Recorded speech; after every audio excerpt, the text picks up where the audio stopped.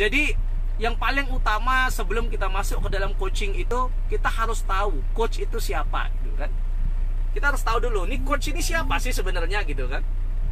Nah, seorang coach yang dikatakan sebagai profesional coaching itu kalau ibaratnya adalah seperti yang namanya pawang ular atau pawang macan, guys.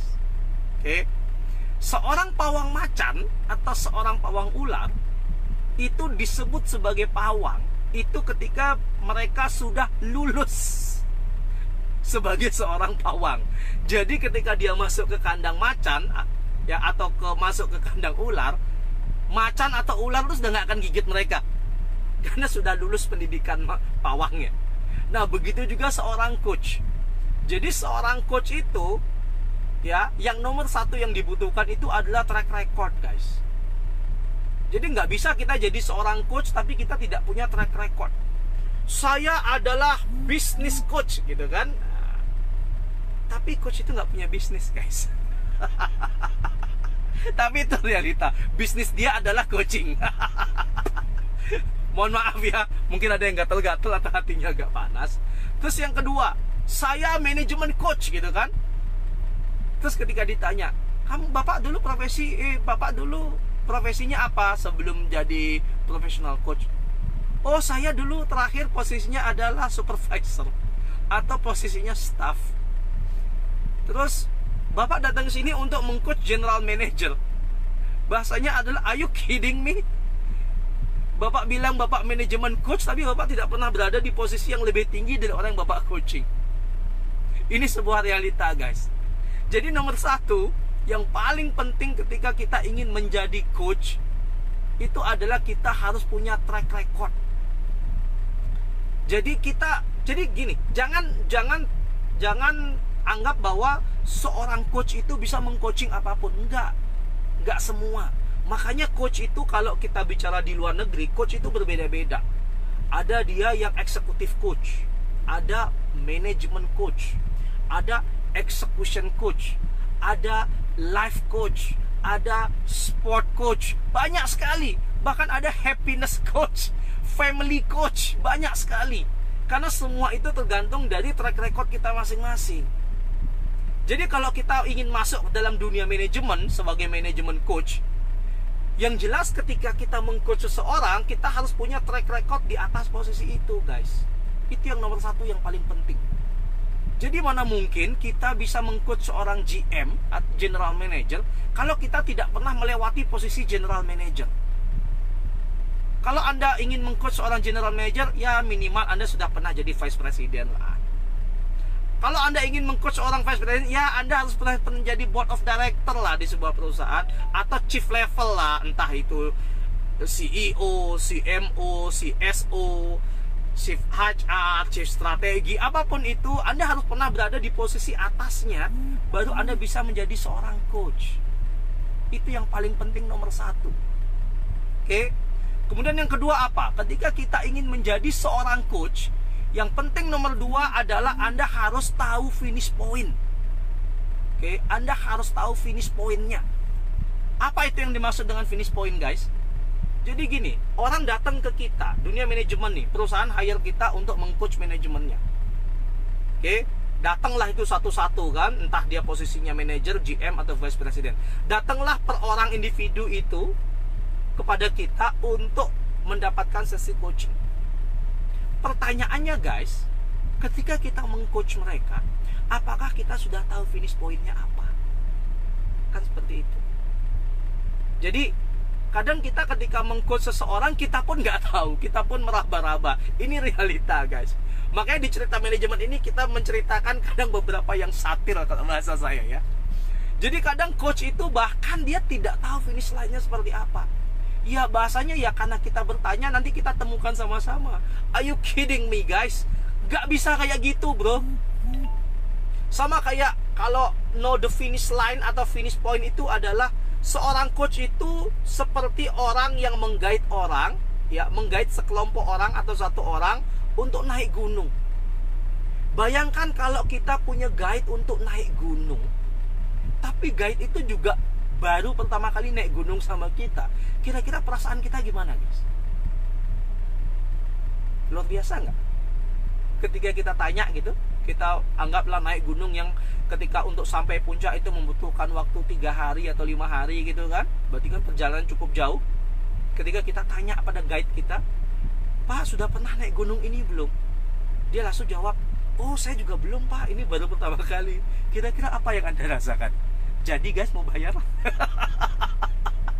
Jadi seorang coach itu adalah seperti seorang guide untuk kita naik gunung, analoginya. Sehingga dia harus tahu finish pointnya dulu, guys. Kalau dia tahu finish pointnya, dia tahu nih tracknya harus kemana. Karena untuk mencapai sebuah titik itu banyak sekali caranya. Sehingga Anda memiliki seorang coach yang pernah melewati jalan yang Anda lalui, itu menjadi sangat krusial. Sehingga coach itu yang nomor 2, dia harus tahu dulu finish pointnya apa dan jalannya itu mengarahnya kemana. Sehingga ketika jalan utama tidak bisa dipakai, dia ambil jalan yang belok ke samping, dia tetap bisa mengarahkan ke poin yang tepat. Itu seorang coach. Jadi bukan cuma bisa bertanya ya guys. Kalau bahasa bos saya dulu gini, kenapa ketika dia ingin mempersiapkan seorang performance coach di perusahaannya, ya, beliau selalu bilang jangan sampai kita menghasilkan seorang coach yang mana blind man leading a blind man into the fall. Bahasa beliau kayak itu. Jangan sampai kita menghasilkan seorang coach yang dimana mencapai pada kondisi orang buta, menuntun orang buta jatuh dari bukit. Jadi yang kedua, seorang coach guys, kita harus understand the finish pointnya. Itu harus wajib hukumnya. Oke, kemudian yang nomor 3, seorang coach itu siapa sih gitu kan? Yang nomor 3 adalah seorang coach adalah orang yang objektif. Harus objektif. Maksudnya apa? Dalam sesi coaching ini kan kita bertanya. Benar, salah satu tools dalam coaching itu adalah bertanya. Semua orang tahu, jadi saya nggak perlu bahas bagaimana cara bertanya. Jadi dalam salah satu tools utama dalam sesi coaching itu adalah bertanya, guys. Permasalahannya adalah ketika kita bertanya, kita akan mendapatkan jawaban yang sangat variatif dari peserta kita. Di situ kita harus bisa membedakan mana yang reality atau mana yang afeksi atau perasaan. Jadi kita harus bisa bedakan mana yang realitas, mana yang itu sebenarnya adalah persepsi. Sehingga kita bisa meniadakan persepsi dan hanya fokus kepada realitinya. Sehingga pada akhirnya sebagai seorang coach, kita murni clear ya untuk bisa melihat path atau jalan atau jalur yang wajib ditempuh oleh peserta coaching kita. Sehingga pada akhirnya seorang coach itu harus objektif. Kadang luar biasa loh guys. Sebagian besar permasalahan yang saya temukan, alhamdulillah Allah memberikan saya kesempatan 15 tahun di dunia ini, keluar masuk banyak perusahaan, mau dari perusahaan luar negeri sampai perusahaan lokal, mau dari telekomunikasi, perbankan, insurance, manufaktur.